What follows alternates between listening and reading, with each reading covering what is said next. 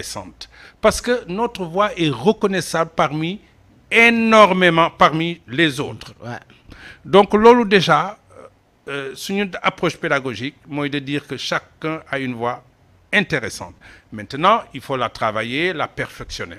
La signature oratoire du président Ousmane Sonko va s'inviter déjà dans le verbal la muy bindee discours am soo ko xoolee moom ndeysaan je dis ndeysaan parce que il a compris il invite souvent si discours am di ñu tuddee alternance codique mooy maanaam mën a wax ci wolof mën a wax si français soo tibbee wolof bi aussi gën a intéressant gën a neex que français bi yaa may dégg te loolu soo ko gis man en tant que coach en art oratoire je me dis damay wax sama bopp ni kii jàng na kalaama wolof bi ndax il s'adresse à son peuple donc mënuñu wax que ni signature oratoire am loolu participer na si c'est-à-dire que di def passage diggante français bi nga xam ne mooy langue officielle internationale ak wolof bi suy invité wolof bi nag si le discours bi di gën a riche suy invité wolof bi parce que maanaam suñu làkk muy wolof làkk bu riche la te soo ko nampee di si faire passer sa message dina am ay symbole ay mots yoo xam ni doo ko mën a am justement si français bi ma aussi seetlu toujours aussi si mbind mi alors foofu dafa invité jurisprudence Idrissa Seck notamment si dernier discours bi mu def nii au niveau du théâtre boobu dinañ fi ñëw d'accord lu yaatu sax donc su ma doon résumer sa signature oratoire mooy maanaam il est de la tessiture typologie baat bi c'est un ténor donc baat bi machallah brillant loolu mooy participer donc déjà d'un élément de sa signature oratoire deuxième chose li ma càmbar si le président Ousmane Sonko mooy selon moment yi bii dina utiliser benn registre c'est-à-dire benn utilisation de la voix bu kawe par exemple dans Solution c'était El Professeur qui parlait c'est-à-dire il s'inspirait il habitait le sachant qui fait démonstration de sa thèse boobu baat bi dafa nekk dans le médium de sa voix parlée parce que il voulait qu'on l'entende et puis masque bi était ouvert il faisait pratiquement un show à l'américain dans Solution à la limite on aurait mis des musiciens et tout il pouvait comme Linton Kwesi Johnson les accompagner parce que il avait une approche détendue et il savait que c'était cet habit-là du sachant qui explique qui pouvait permettre que le message passe donc si période boobu de Solution personnage boobu la habité alors su ñu ñëwee dans Gatsa s'invite le Sankara ñu def ko pas à pas avant d'arriver à Gatsa on est en Solution El Professeur nekk ci benn thèse am mais d'abord le gestuel ci communication boobu noonu a beaucoup dit parce que certains points on voyait Ousmane quand il expliquait assurance bi mu doon dégager ci mbir ji alors boo ñu doon tënkal ci communication boobu noonu au-delà de ce qu'il disait nit ñi di ko dégg mais body language bi alors le body language xam nga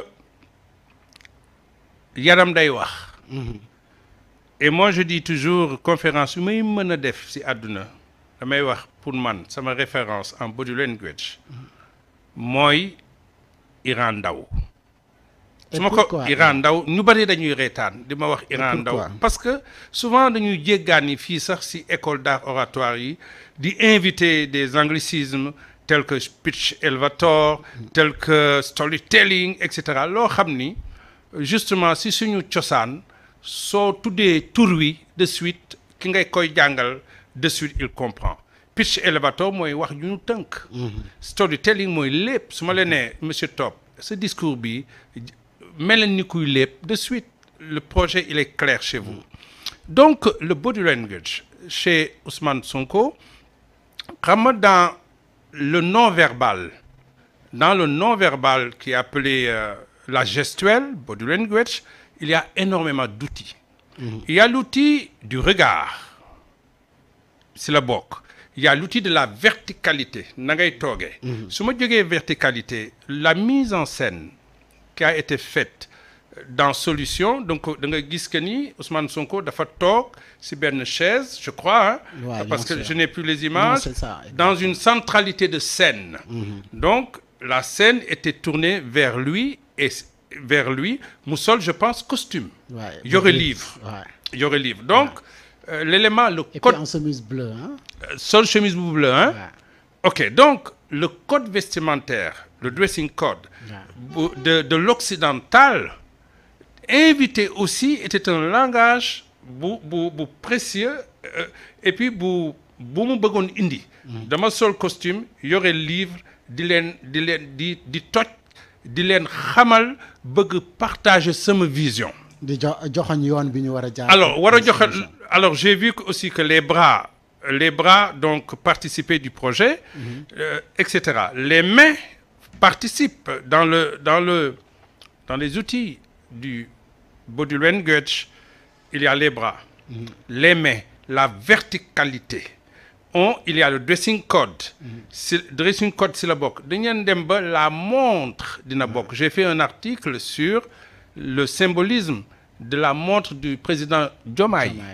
Moi, je ne porte pas de montre parce que pour moi, dans mon approche, je veux me dire que porter une montre, c'est annihiler ma liberté. Par exemple, il y a d'autres personnes qui ne vont pas porter des montres pour telle ou telle raison, etc. Donc, mais moi, je porte une montre. Vous portez une montre, voilà, etc. Donc, ça, c'est un signifiant et ça a une signification. Dans le body language, vous avez le parfum, vous avez la chaussure, etc., etc. Donc, c'est un package. Ce n'est pas seulement le corps, ce sont le corps et ses atours. Et même les parures participent du gros package qui est le body language. Et nous, coach, quand nous analysons une prise de parole, nous l'analysons à l'aune de 3 fondamentaux. Le verbal qu'on écrit, comment on le dit, le paraverbal, avec les outils qui sont articulation, diction, ça va jusqu'au registre, et puis enfin, le gros package qui est le body language, qui est le non-verbal. Voilà, donc je pense que le président Sonko, dans Solution, a invité aussi ces outils, justement, de la gestuelle, pour donner à son projet une plus grande authenticité. Et moi, dans mon cabinet, comment je fais pour desserrer le corporel de l'orateur? Il prend un discours, et ce discours, il le mime d'abord. Je prends le discours, je le mime. Et quand je le mime, je vois de suite que le corps intervient. Et après, j'y mets la parole, le corps étant desserré, l'élément de la gestuelle s'invite dans mon discours.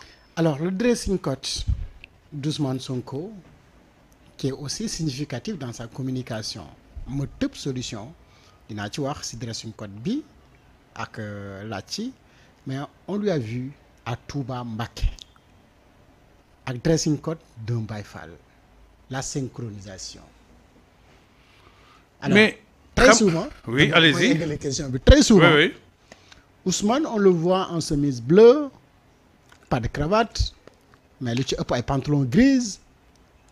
Alors, dressing code Ousmane Sonko ak sa communication ak li ma la wax ci bi muy dem Mbacké ak yeneen bërëb lu mel ni Kaolack ak koppati ba mu soloon mbaxana awsa bi ba muy dem également Tivaouane ak yu mel noonu. La synchronisation de Ousmane Sonko ak ci lee yi muy def, c'est très important parfois yéen ci école art oratoire yi bu ngeen koy jàngale. Alors ñun déjà soo ñëwee à Wérékane Institute, li ñuy jëkk a def c'est que on fait du media training. C'est-à-dire tous nos cours yi ñuy joxe dañ koy filmer. Da nga war a xam que dans les peaux noires, on a 2 sortes de peaux. On a des peaux qui absorbent de la lumière chez les noirs et on a des peaux qui reflètent de la lumière. Moi, il m'est arrivé de donner des conseils à quelqu'un qui s'occupait d'une très grande personnalité ici. Doon xool li mu doon sol ma ne ko na def attention na ko defal du media training avec des couleurs différentes pour xool yan couleur ñooy génne surtout le masque mooy le visage. C'est important. Et nous à Werekan c'est ce qu'on fait.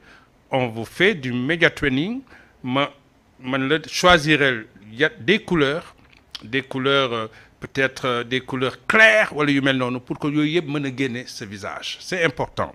Su loolu wéyee le langage aujourd'hui que veut imprimer autant le président Sonko que le premier ministre Sonko que le président Diomaye, c'est un retour vers l'africanité. Et Dixit, j'ai pas vu sa tenue à Touba Mbaké, hein, mais par contre... Ils étaient habillés comme un baïfal. Un baïfal. Donc ça veut dire que je suis ancré dans la tradition du terroir. Et ça, c'est un message d'ancrage, un message de sociabilité, etc. Donc c'est un politique qui veut être miroir, je pense. Et puis c'est un exercice qui réussit à chaque fois qu'il le fait. Et ça marche. D'ailleurs, Dixit, la même chose a été répétée à Cheikh Anta Diop, et ça a été vraiment une réussite. Par contre, quand il va s'agir de costumes européens, moi je lui propose de faire du media training. C'est-à-dire que il n'est pas dit que la couleur costume grise est la couleur qui éclaire son masque. Ça, ce n'est pas encore dit. Il n'est pas dit que la cravate bleue, etc. Je pense que ces conseillers en com devraient lui faire du media training avec des cravates différentes, avec des couleurs de costumes différentes, pour voir quelles sont les couleurs qui, justement, vont éclairer son masque, c'est-à-dire son visage. Alors, mais la plupart du temps, on dit que les couleurs ne sont pas anodines. On ne prend pas des couleurs rek pour vouloir prendre des couleurs. Bleu bi am na lu muy tekki, gris bi am na lu muy tekki, mais également le fait de ne pas porter